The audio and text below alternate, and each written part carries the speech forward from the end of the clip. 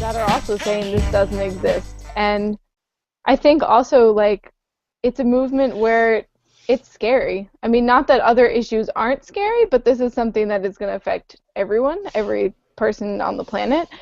And I think that it becomes really like separated from people. Like people think about climate change, but they don't think this is going to change my daily life, I guess. I don't know. And I think like I mean, agreeing with Daniel, there's not a centralized movement enough for the news to say every day this is like our update on climate change. This is the action. And I think, sorry about that. Go ahead. No, go ahead. Go ahead. No, I don't want to cut you off because Jamira does that. But I mean, I was just gonna say like the movements that are happening, like the No to Keystone XL, like those protests and those movements, they're not on the news, and I mean there's a political agenda behind that. But I think that it's more. I think it's. I want to blame this on like environmentalists. I don't really call myself an environmentalist. I call myself a realist.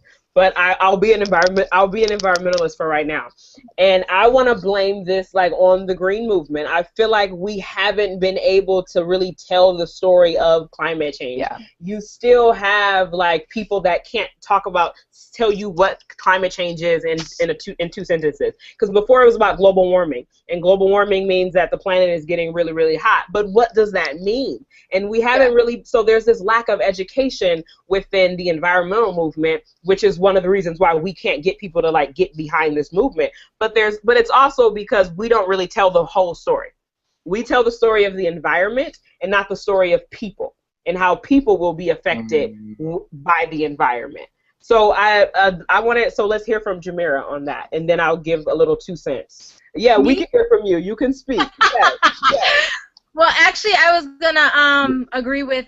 Actually, I was going to push back on Anna and Dan just to say I don't know if we need a centralized narrative. If anything, I think we need a transformative one because I think that's one reason why it hasn't worked is that too often you have people talking about climate change from one perspective and not really talking about how people in urban neighborhoods are being impacted by the change in climate. I think one of the parts that's being left out of the conversation is the fact that why is food so high? Why is food deserts the way they are? Why is food and vegetables not accessible to everyone? And the fact that in some parts of the world where crops used to be grown, unfortunately, they're not in a climate that's even possible anymore. So I think there's so many facets that around the climate conversation, but currently now it's not transformative for people in my neighborhood of Philadelphia will understand, like unlike people in LA. So I think there needs to be some cohesive conversation about how can we appeal to all people's all walks of life and make them understand that this is an issue, like Anna said, that affects everyone. That's going to affect everyone. That's going to affect our grandkids and our grandkids. So I think it's something long term that unfortunately if we don't start pulling back the clock now, it's going to be uncontrollable.